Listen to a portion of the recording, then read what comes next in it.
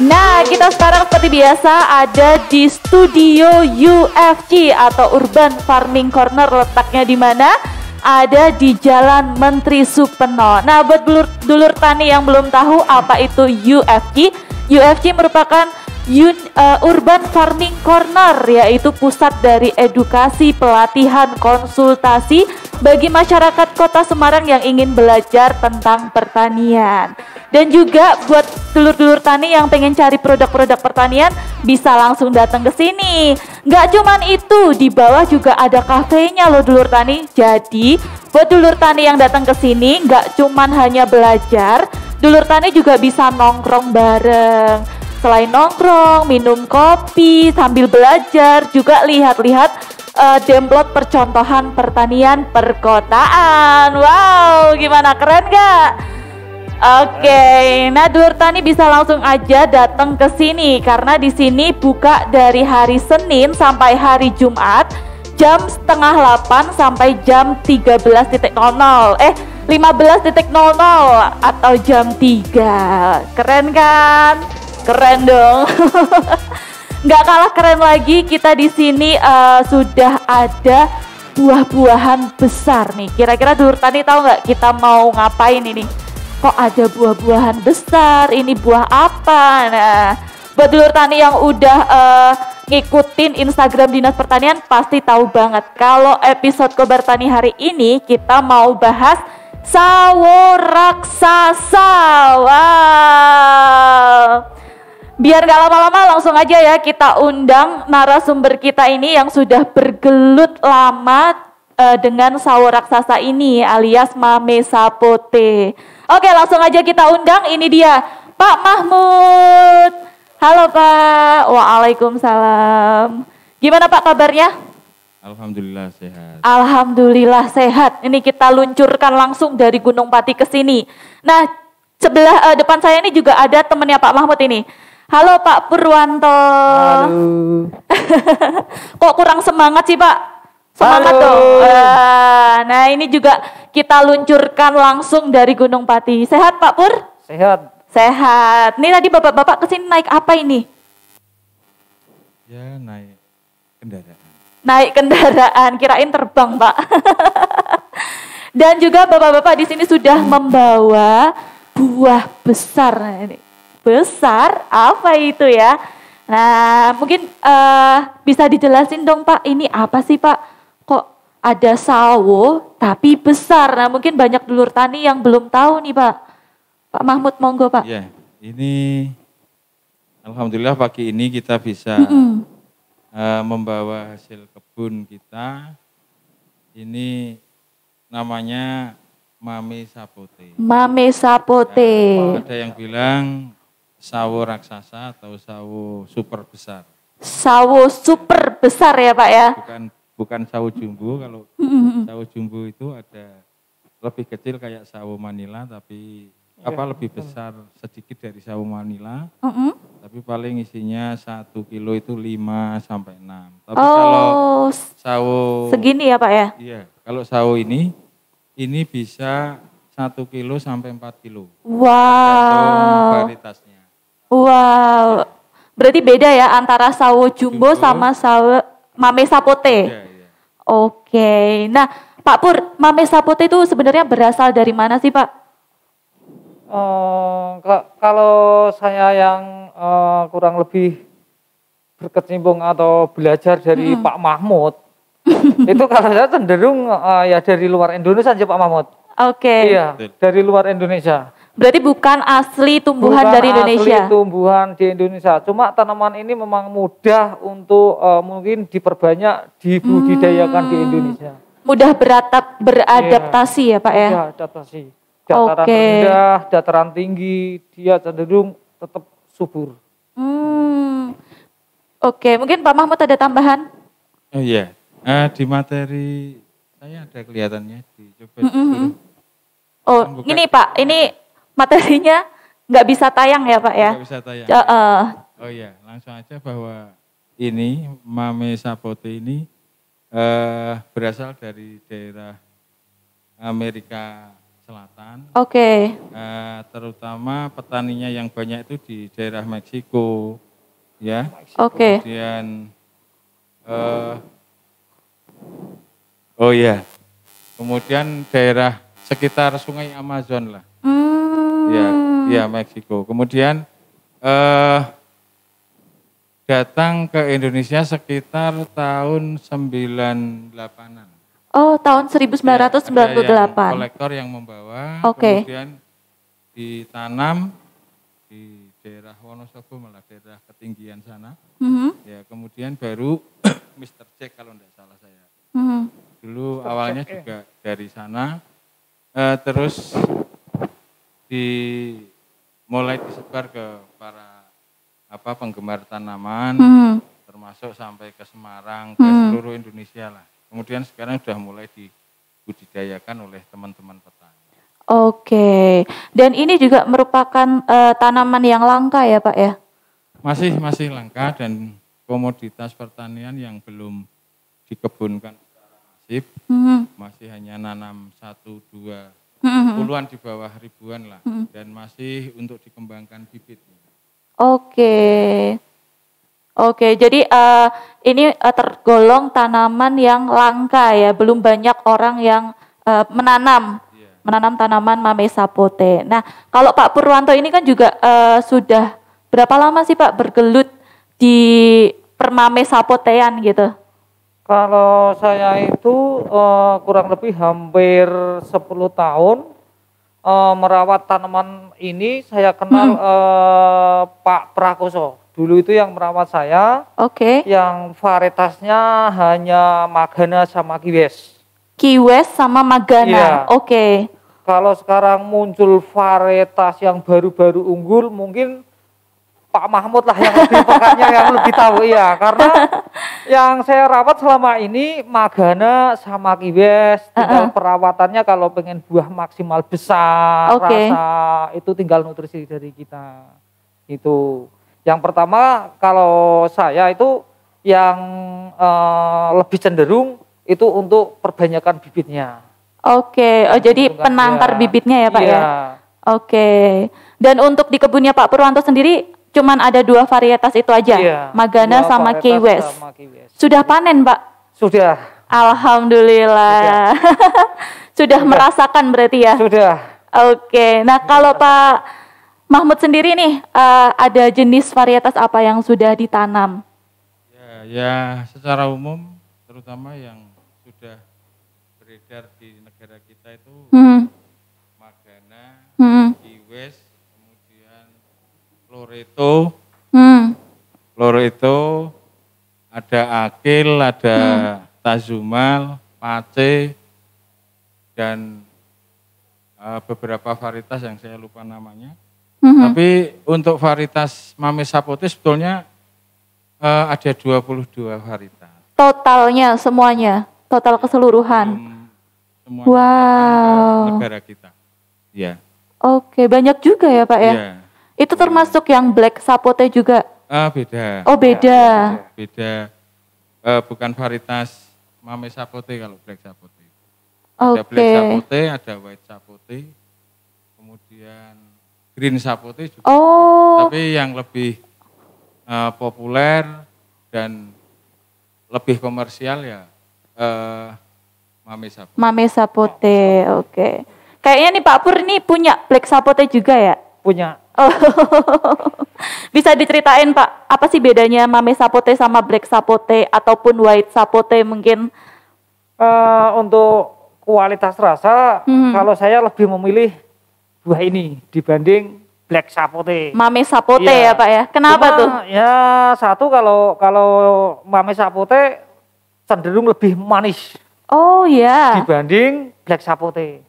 Emang kalau black sapote itu gimana Pak? Pahit? Kalau black sapote itu cenderung satu banyak krimnya, terlalu gimana ya? Nggak bisa diungkapkan dengan kata-kata, Mbak. Karena masih buah langka, masih sulit ya.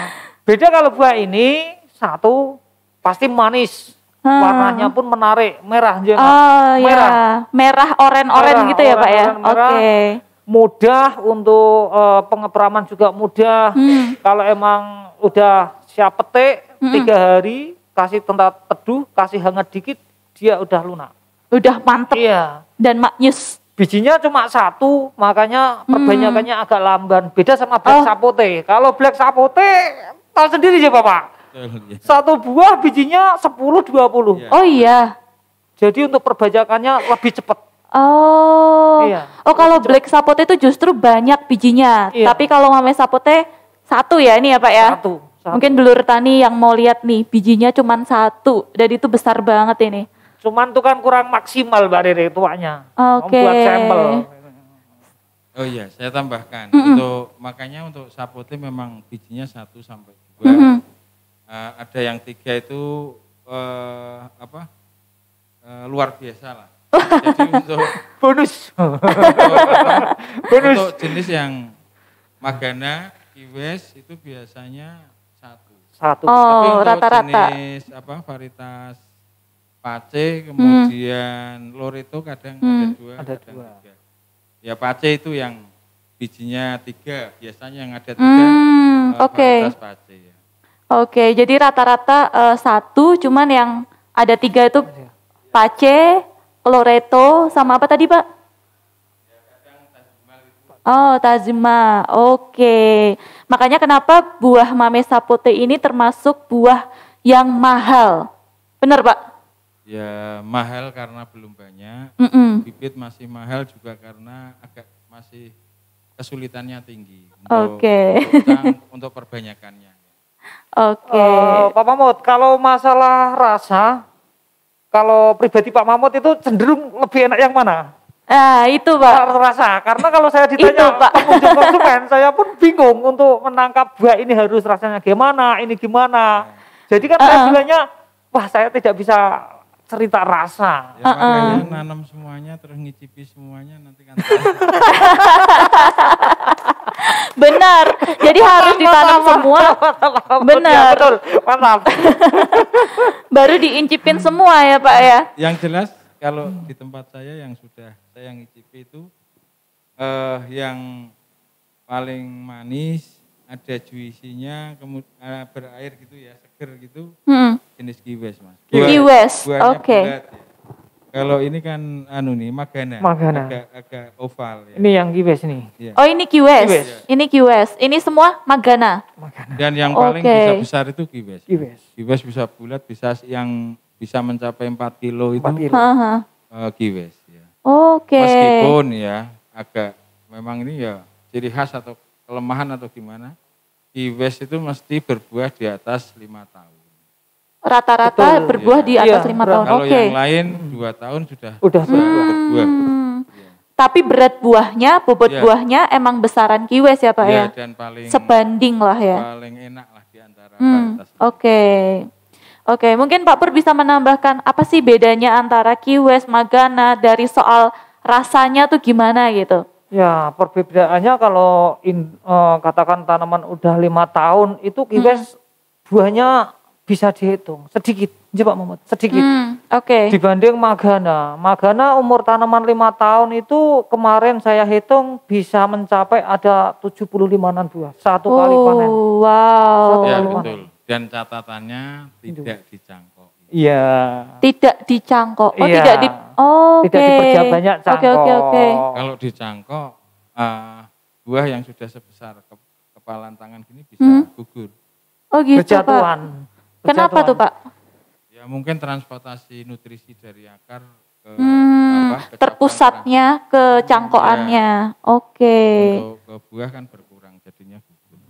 Perbedaannya mungkin kalau Kiwes agak bulat ya Pak Mahmud ya, agak bulat. Bentuknya ya. Iya bentuknya. Ini Kalau ya. Magana ini panjang seperti ini.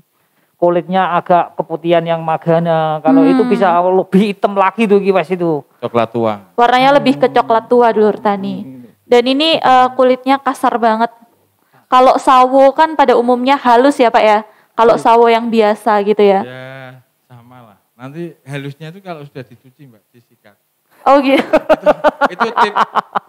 Ini benar ini. Orang sawo biasa pun, sawo Manila itu treatment untuk cepat matang. 3 hari kan harus dicuci, disikat. Sampai Oh gitu. Ya, jadi netnya ini yang kasar ini sampai hilang. Oh. Terus diangin-anginkan, dibiarkan terbuka aja, terus matang sendiri. Itu kalau sawo Manila. Sama juga ini. Ini Kalau juga bisa. dibiarkan begini, tidak disikat nanti agak lama jadi keriput. Keriput menunggu matangnya agak lama.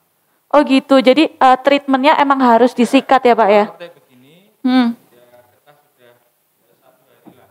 1 hari ini sudah kita petik, kemudian nanti kita sikat pakai sikat cuci aja. Pakai sikat gigi. Sikat cuci sama air. Oke. Nanti sampai hilang kasarnya ini jadi halus. 4-5 hari kalau sapote matang. Kalau Langsung sawo matang. biasa 2-3 hari matang. Oke. Nah gimana Pak kita bisa tahu dia sudah matang atau belum? Atau dia mame sapote ini siap untuk dipanen atau belum? Jadi ciri matang yang jelas. Pak Pur ini sibuk sendiri nih loh. Ya. Oke Pak, lanjut Pak. Yang satu pertama sudah kita sentuh, kita pecet itu sudah agak lunak. Lunak, oke. Ya. Kemudian yang kedua baunya beda. Baunya ini kan tidak ada baunya, tapi kalau sudah matang itu harum, kayak sawo biasa itu. Oke. Lebih cenderung kerasa mungkin seperti banana atau seperti apa Pak Mahmud? Kalau untuk pribadi Pak Mahmud? Apanya? Rasa untuk jenis yang kibes sama magana? Kalau rasa enak kibes. Enak kibes, lebih ada aroma banananya atau apa? Ya aromanya ya sawo. Sawo. Karena kan ada yang dari teman-teman bilang ada aromanya banana, ada aroma ini nih. Untuk kalau saya pribadi ya tetap sawo, ciri khasnya sawo. keluar sawo. Ya, untuk magana agak kering ya. Jadi Ya, agak kering. Airnya agak Sedikit. jadi Oke. kurang seger. Oh berarti yang lain kadar airnya banyak ya Pak ya?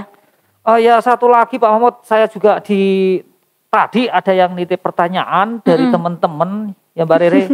Kenapa sih banyak yang beli buah setelah tumbuh seperti ini dimasukkan ke media itu banyak busuk? Itu kelemahan dan kelebihannya tuh di mana tuh Pak Mahmud? Tanya dulu sebentar. Ya. Kalau saya juga seperti itu di lapangan. Makanya Minta tipnya yang bagus lah untuk buat teman-teman. Ada triknya untuk biji. Gimana tuh Pak? Biji yang kita beli misalnya nanti bisa tumbuh jadi tanaman baru. Itu ada triknya. Kalau saya ya, ini kayak gini, kemudian saya celupkan ke penumbuh Zat penumbuh. Ya. zat penumbuh, sebentar kita tiriskan. Kemudian nanamnya tidak ditimbuni media tanam. Terus? Ya, hanya diletakkan posisi begini aja di atas media tanam. Tapi dalam sinar matahari sekitar 40 di bawah Naungan. di bawah paranet. Oh, di bawah Di bawah paranet posisi begini tidak berdirikan. berdirikan. Berarti tidur. Ya, Posisinya tidur. ya begini ini apa? Iya tidur. Tidur gini. Nanti dia pecah ini jadi 2. Pecah jadi 2. Bijinya Pak? Iya. Oke. Ini kan dikotil 2. Nanti pecah kemudian bisa tumbuh. Kalau ditanam gini dulu awal-awal makanya dulu semangat beli buahnya belum kita punya itu. Kita tanam begini ditimbun dia ada yang setengah, Ada yang ternyata tumbuh. Iya. Oke. Terima kasih Pak Mahmud masukannya.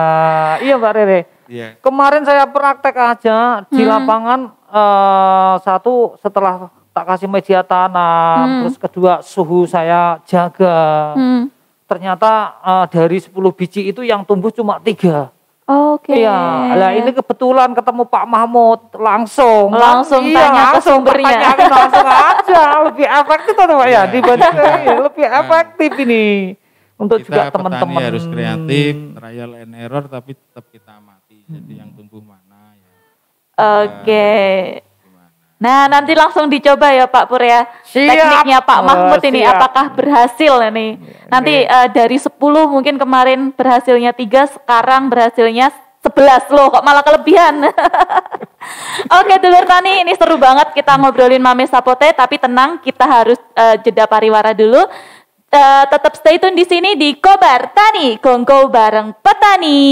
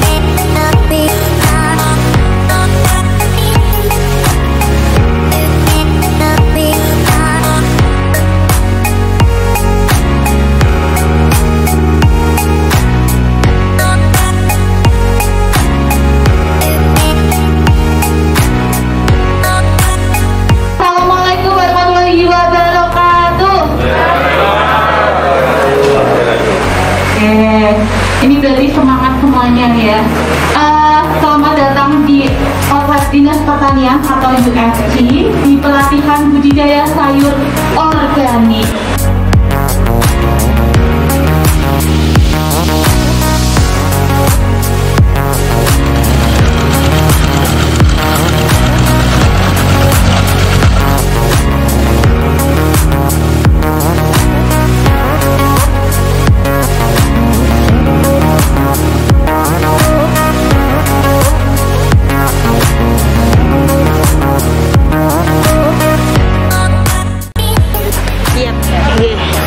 Hewan ini dinyatakan sehat oleh Dinas Pertanian Kota Semarang, ya, sudah dicek.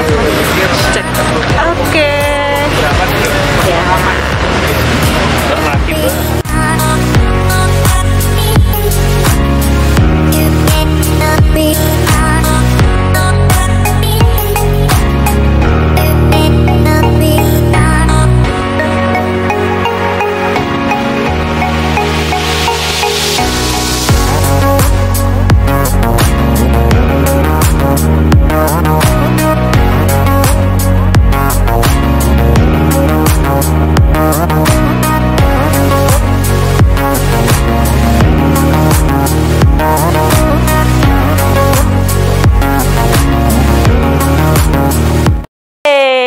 Masih bersama Pak Mahmud dan Pak Purwanto di sini, masih dengan Mame Sapote.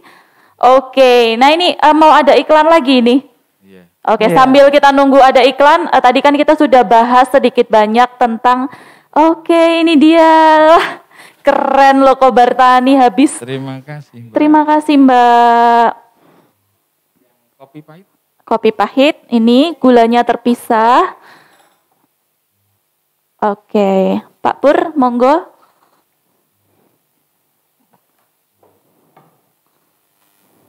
Dah. Satu keluar. Oke, nah ini tadi keren loh ini. Kopinya langsung dari Urban Farming Corner Tandur Space. Nah, Bukan bisa dari pohonnya. betul. Kalau dari pohonnya repot atuh Pak. Makanya kita langsung datengin dari Tandur Space yang ada di Urban Farming Corner. Oke, nah tadi kan kita sudah bahas sedikit banyak tentang gimana caranya pembibitan lewat biji ya Pak ya. Tadi udah dikasih tips and trik tekniknya dari Pak Mahmud. Nah ini kalau dari Pak Purwanto sendiri nih Pak, gimana sih cara perbanyakan dari tanaman Mame Sapote? Ya, kalau untuk saya pribadi, perbanyakan kan ada dua cara ya. Oke, dua ya. cara. Apa ada itu? Ada yang satu dari biji, ada yang satu cangkok. Oke. Cuman perbedaannya nanti di masa yang bulan tahun yang akan datang itu lebih efektif yang dari biji. Kenapa tuh Pak? Karena kalau yang dari biji rata-rata satu dia buahnya besar. Otomatis tanaman calon indukan itu kan dia punya akar tunggal Pak Mahmud ya. Lebih kuat, lebih efektif dibanding yang cangkok. Kalau cangkok akarnya serabut. Jadi kalau cangkok itu yang itu satu mungkin nutrisi, kebutuhan, SOP tanaman itu wajib karena dia akarnya akar serabut, lebih mementingkan dia itu nyari makan sama nutrisi ke atas akarnya. Untuk perbanyakan yang lebih cepat itu ya cangkok. Yang lebih cepatnya dengan cangkok. Tapi itu tadi ya. Tapi kalau untuk dihitung proses waktu sama lama. Sama lamanya. Lama, iya. Antara biji dan cangkok sama. Karena kalau dari biji kan harus punya tanaman indukannya dulu Pak Mahmud ya. Pasti. Tapi kalau yang cangkok mungkin tanaman kecil udah bisa diperbanyak, cuma terbatas. Tapi kalau pribadi saya sendiri lebih memilih yang dari biji, yang kurang lebih bisa sambung pucuk atau sambung susu, itu lebih efektif. Atau mungkin udah punya tanaman lokal tumbuh liar, mungkin bisa dialihkan namanya top working, itu lebih efektif. Lebih efektif. Karena yang di rumah untuk calon indukan ini saya nanam hampir 60 Pak Mahmud. Itu nanti mau tak top working semua. Kuncinya mempercepat satu tabungan itu Pak Mahmud. Ada tanaman induknya nggak Pak? Ada. Kalau nggak ada kan tempat Pak Mahmud ya. Ada. Kurang lebih tanamannya induk itu udah hampir umur menginjak 11 tahun Pak Mahmud. Itu saya dulu untuk beli calon indukan itu punya aneh Pak Prakoso. Mungkin Pak Mahmud lebih tahu lebih dekat, iya. Lebih tahu lebih dekat. Dan kalau pakai biji ya saya kembali ke tadi trik-triknya dari Pak Mahmud bisa dicoba, mungkin lebih efektif. Karena diperbanyakan tingkat kegagalan rata-rata yang saya lihat di teman-teman di lapangan itu cara untuk penyemaian ini rata-rata memang masuk Pak Mahmud. Berdiri bukan, ya. Iya berdiri, bukan di atas. Nah, yang teman-teman saya itu rata-rata belinya juga mungkin kualitas dari bijinya kurang tua karena belinya tahu sendiri lewat HP Pak Mahmud. Atau terlalu tua. Bisa juga matang terus terlalu lama di buah yang matang itu kan panas. Udah keluar. Iya, akarnya terlalu banyak itu nanti juga tidak jadi tumbuh. Itu faktor pertama yang perlu diperhatikan berarti ya Pak Mahmud ya. Makanya kalau mau berhasil Pak Pur, jangan dimatengke di buahnya. Saya pernah nyoba sampai 100% bisa tumbuh. Ya kados jenengan begini. Contohnya ini ya Pak, ya, langsung belum mateng. Nah misalnya kayak gini, nanti di wrapping ini. Iya, bisa lunak. Ya. Nah, tapi memang untuk bibit kan kita butuh dia tumbuh bagus. Iya, tumbuh bagus. Ya pastinya kalau masih mentah, kita ambil bijinya, kemudian kita tanam ini, kemudian kita wrapping semua, nanti juga matang juga. Daripada nanti matang di buahnya, mempengaruhi kualitas itu tumbuh tidaknya. Ya. Ini dapat ilmu lagi nih. Ternyata biji itu jangan ambil dari buah yang terlalu matang ya Pak ya. Kalau bisa yang belum matang justru. Belum matang kita ambil bijinya. Diambil bijinya, ini buahnya bisa dimatengin lagi nggak? Pakai wrapping tadi. Wrapping tidak busuk. Ya, asumsi saya, buah ini tidak mudah busuk. Jadi matang itu sampai sudah harus dimakan hari ini, tapi kalau kita biarkan itu tidak busuk. Paling keriput kayak ketela Cilembu itu. Bakar itu. Ya. Masalah rasa semakin terlalu manis ya Pak Mahmud.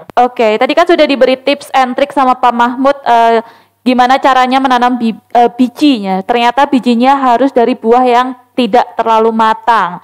Seperti ini nih contohnya. Ini buah yang tidak terlalu matang, bijinya bisa diambil, ditanam, dan buahnya ini bisa dimatangkan ya Pak ya dengan cara di wrapping. Nah, mungkin Pak Mahmud ada tambahan lagi Pak? Iya, itu trik nanam biji tadi. Ini kami jelaskan untuk perbanyakannya. Ya, karena semakin masyarakat tahu istimewanya buah ini kan banyak permintaan. Betul. Ya, seperti tanaman buah yang lain, Mbak. Perbanyakan bibit itu ada 3 macam. Perbanyakan generatif, nanam dari biji. Kemudian vegetatif, itu ngambil dari tanaman induknya langsung, dari ranting ataupun tunas di situ. Yang ketiga perbanyakan secara kultur in vitro atau kultur jaringan. Tapi untuk yang ketiga ini petani-petani kita belum mampu karena tidak mempunyai laboratorium. Jadi biasanya teman-teman petani itu nanam dari biji. Makanya buahnya masih mahal karena nilai ekonomisnya di bijinya. Ya, karena begitu tertanam, tumbuh itu 200.000 sudah banyak yang minta. Satu tanamannya. Jadi kalau dibilang tanaman buah satu kok harga 200.000. Tapi kalau pembibit yang pegang itu jadi murah. Sudah dapat biji, nah buahnya kan gratis berarti. Nah itu, kemudian sudah ditanam tumbuh sekitar 8 bulan sampai 1 tahun. Itu kan ketinggian tanaman sudah mencapai 60 sampai 70 cm. Itu siap dikombinasikan perbanyakan vegetatif, entah itu dengan okulasi, sambung pucuk ataupun susuan. Oke. Ya, susuan itu lebih mudah kalau sudah ada batang bawahnya. Seperti durian dan lain-lain lah, sama tekniknya tidak jauh berbeda. Tapi untuk perbanyakan vegetatif yang cangkok itu memang beda dengan tanaman. Bedanya apa, Pak? Tingkat kesulitannya tinggi. Oh, Untuk lebih sulit ya berarti ya? Lebih sulit daripada jambu air, daripada jambu biji misalnya. Durian gitu? Durian tidak lazim dicangkok, Mbak. Oh. Biasanya kan untuk itu kan apa? Kalau durian biasanya sambung ya Pak ya? Iya, sambung atau okulasi. Okulasi. Itu jadi cangkoknya untuk menumbuhkan akar itu paling cepat 2 bulan itu wis paling cepat. Ada yang bisa sampai 6 bulan sampai 8 bulan tidak keluar akarnya. Betul. Iya. Terus dari kalau sudah keluar akarnya, kita mau menghidupkan, kita tanam di polybag atau istilah pembibitannya aklimatisasi di luar, itu sulit lagi. Itu biasanya di bawah 50% lagi tingkat keberhasilannya. Ya. Oke. Tapi ya ada trik-trik yang karena trial and error kita coba-coba ya. Ada yang bagaimana mempercepat cangkokan, bagaimana menghidupkan fresh cangkok itu, atau yang keluar akarnya sudah penuh kita tanam bisa tumbuh jadi tanaman. Oke, jadi cangkok itu lebih sulit ya Pak ya ternyata ya? Lebih sulit. Dan itu ya mengapa harga bibit kok masih mahal? Karena lama dan agak sulit. Nah, dulur tani, jadi kalau misalnya ada harga bibit yang mahal tuh jangan komplain. Kenapa kok larang banget, kok mahal banget sih? Ya karena prosesnya yang dulur tani lihat itu prosesnya ternyata sesulit itu. Nah, kalau tadi kan Pak Pur perbanyakan bibitnya lebih memilih yang dari biji ya Pak ya, yang generatif ya. Kalau Pak Mahmud sendiri lebih cenderung yang mana? Tergantung bahannya. Oh, tergantung bahannya. Kalau ada bijinya, ya kita tanam biji. Tapi kalau kita tidak ada buah, tidak ada bijinya, mau beli tidak ada uangnya, tapi ada tanaman kita sudah besar ya kita cangkok, gitu aja. Oke. Nah saya tuh pernah dengar Pak, kalau misalnya biji mame sapote itu harganya sampai ratusan ribu, itu benar? Benar ya Pak? Betul. Satu bijinya saja ya, bijinya saja tanpa buahnya gitu ya. Kalau 100.000 banyak yang mau. Satu biji loh guys, tadi mana bijinya? Cuman satu biji kayak gini nih harganya 100.000. Kalau udah jadi bibit tadi harganya bisa nyampe 200-an ya Pak ya? 250. Apalagi buahnya. Nah tapi nanti kita bahas lagi tentang buahnya. Nah kalau dari segi perawatan tanamannya sendiri gimana nih Pak Pur? Adakah tips and trick yang bisa diaplikasikan dulur tani di rumah gitu? Tinggal ya tanaman udah masuk ke dalam lapangan tanah atau polybag dulu kan gitu, ada 2. Kalau yang di lapangan tuh katakan kan udah anak-anak menginjak dewasa, itu lebih cenderung kalau saya kontrol pakai pupuk yang organik. Contohnya? Ya seperti pupuk kandang, itu wajib. Mame sapote ini sebenarnya tanaman rakus ya Pak Maud ya, tanaman mudah kalau dia udah adaptasi di tanah sama pupuk, itu yang diperhatikan satu pH asam tanah, itu udah cukup. Dia nanti setelah muncul tunas daun 1, kedua, dengan sendirinya 1 tahun rata-rata saya kemarin menghitung itu udah cabang 8 Pak Mahmud. Lebih cepat lagi yang kibes Pak Mahmud ya, itu lebih cepat, lebih gienjah. Bongsor itu dibanding yang magana, karena kalau yang magana perawatan ditanam belum ada 1 tahun rata-rata dia muncul langsung tunas bunga Pak Mahmud ya. Dan keluar bunganya. Iya. Tapi kalau yang magana itu cenderung dia tidak ada bunganya, tapi cenderung dia ke vegetatif terus lebih cepat. Iya, saya tambahkan mame sapote kalau sudah stabil di tanah tadi ya, di grounding, akar sudah mulai tumbuh menjalar, banyak, itu termasuk golongan tanaman yang rakus tadi. Jadi jangan sampai kurang air, kurang nutrisi. Kurang air nanti bisa mati atau merana, tumbuh segan mati tak mau. Deal, ya. Harus air cukup dan nutrisi cukup dan nutrisinya yang organik. Organik tadi ya. Nggak neko-neko, yang Nggak penting neko-neko. kasih pupuk kandang aja. Iya. Selain pupuk kandang masa nggak ada pupuk lain ya Pak? Ya nanti kalau sudah tanaman dewasa, sudah usia 3 tahun ke atas, baru kasih NPK atau pupuk lain. Jenis pupuk yang Pupuk kimia Pembungaan, masih- pembuahan gitu ya Pak ya. Tinggal Oke.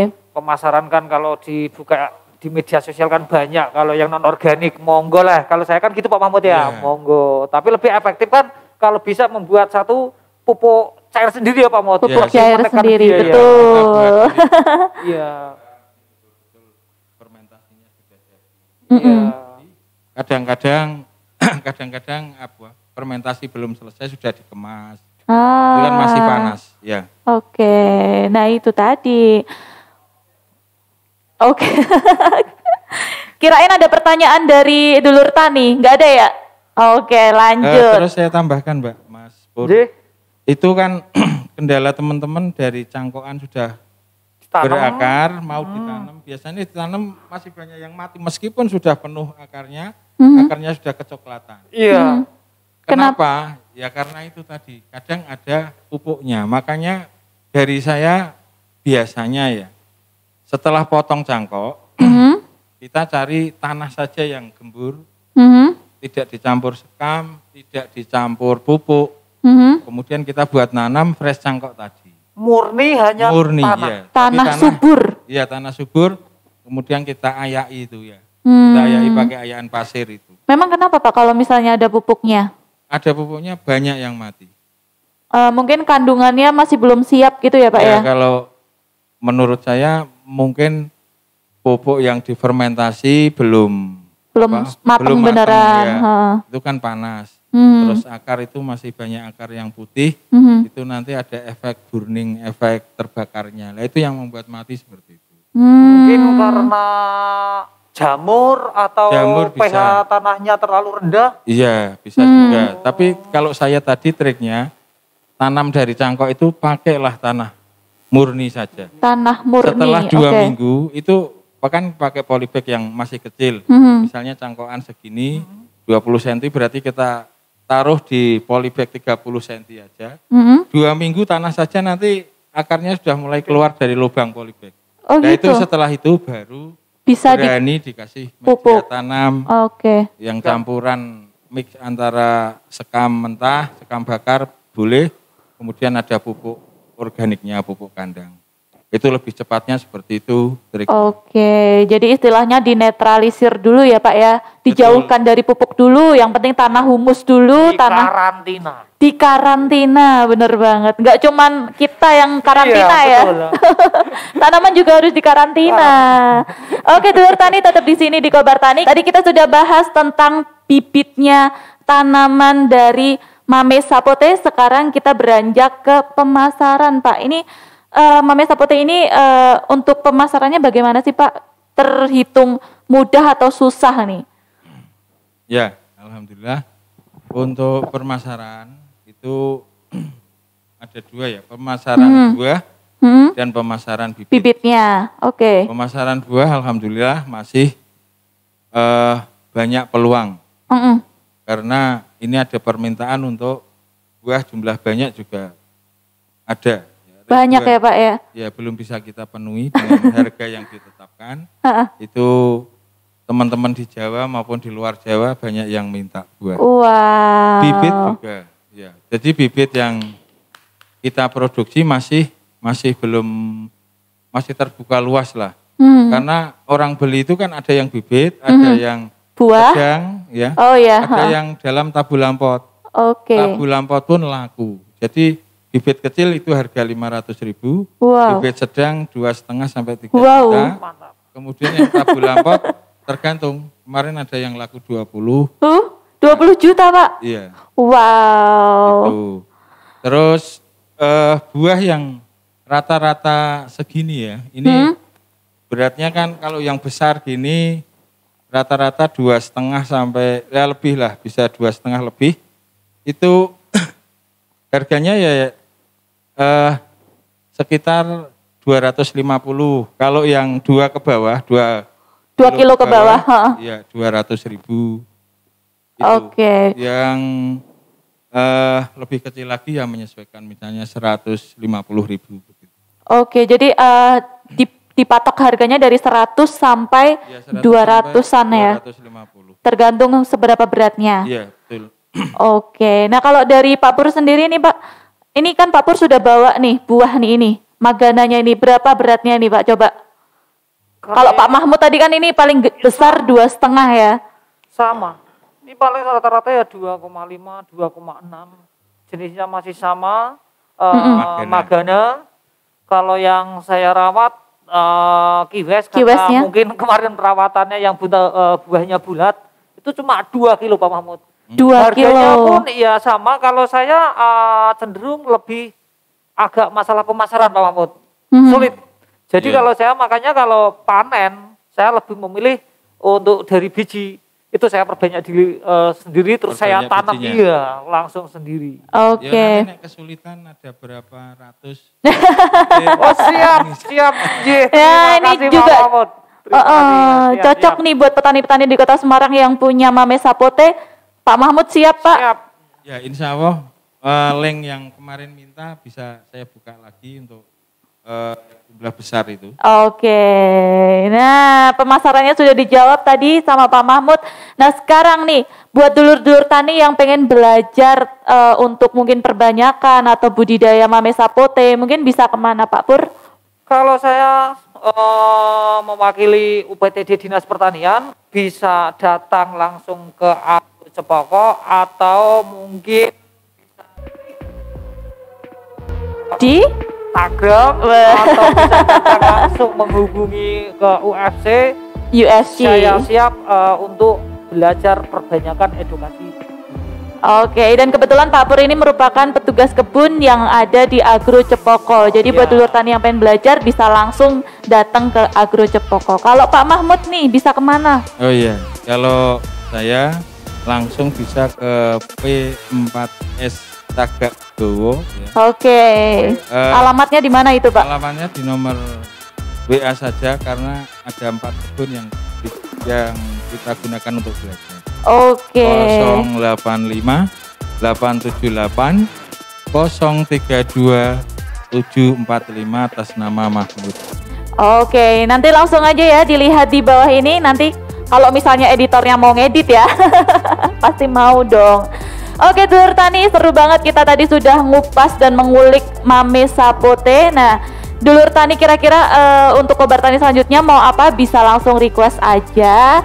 Karena waktunya sudah habis nih, kita harus mengakhiri ngobrol kongko bareng hari ini. Nah buat dulur tani tetap stay tune di Kobar Tani selanjutnya. Ada di YouTube channel Dinas Pertanian Kota Semarang, juga ada di Instagram @dispertan_smg. Oke dulur tani, kami pamit. Wabillahi taufiq wal hidayah. Wassalamualaikum warahmatullahi wabarakatuh. Sampai jumpa di Kobar Tani selanjutnya.